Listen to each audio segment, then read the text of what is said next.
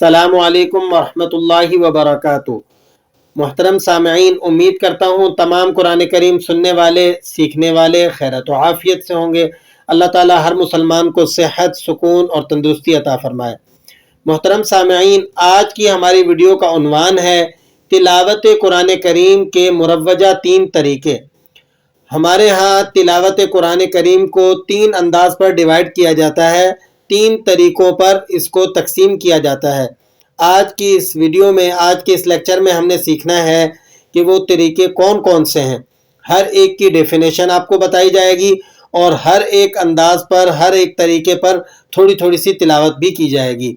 तो सबसे पहले चलते हैं, इनके नाम देख लेते हैं कि कौन से तरीके का क्या नाम है।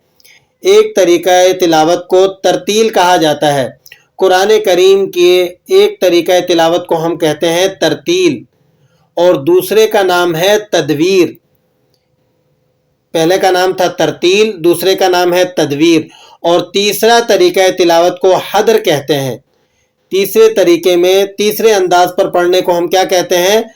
हदर कहते हैं। अब सबसे पहले देख लीजिए तरतील को। तरतील कुरान करीम को किस तरीके पर पढ़ने को कहा जाता है? बहुत ठहर ठहर कर, बिल्कुल सुकून, इत्मीनान और राहत के साथ पढ़ने को तरतील कहते हैं।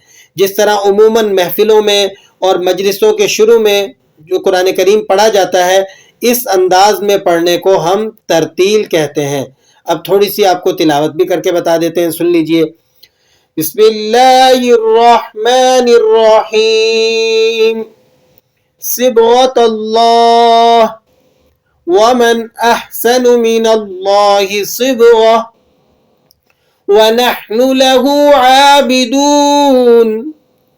कुल अतुहाज्जूनना फिल्लाहि वहुवा रब्बुना व रब्बुकुम वलना अअमालुना वलकुम अअमालुकुम वनहनु लहु मुखलिसून।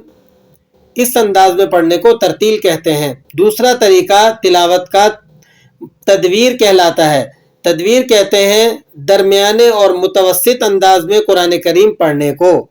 इसकी मिसाल यूँ ले लीजिए, जैसा कि उमूमन मस्जिदों में जो मस्जिदों के इमाम साहिबान होते हैं, जहरी नमाजों में किरात करते हैं, जो उनका किरात करने का अंदाज होता है, इस अंदाज में कुरान करीम पढ़ने को तदवीर कहा जाता है।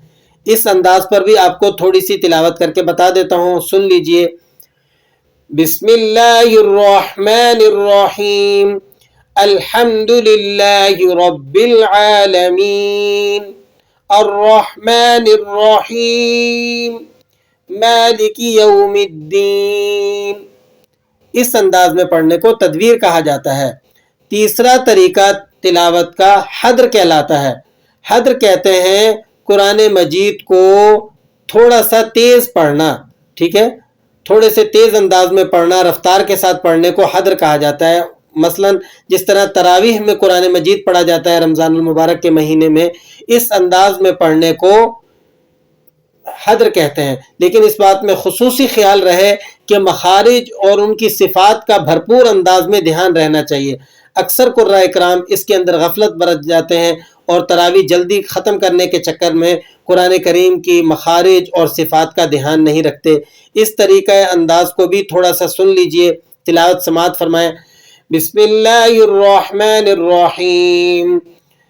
वद्दुहा वल्लैलि इज़ा सजा मा वद्दअक रब्बुक वमा क़ला वलल आखिरतु खैरुल लक मिनल ऊला। ये अंदाज हदर कहलाता है।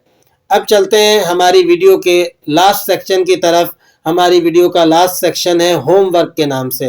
होमवर्क के अंदर आपसे एक सवाल किया था कल की वीडियो के अंदर हमने कि कुरान करीम की सबसे छोटी सूरत का नाम बताइए।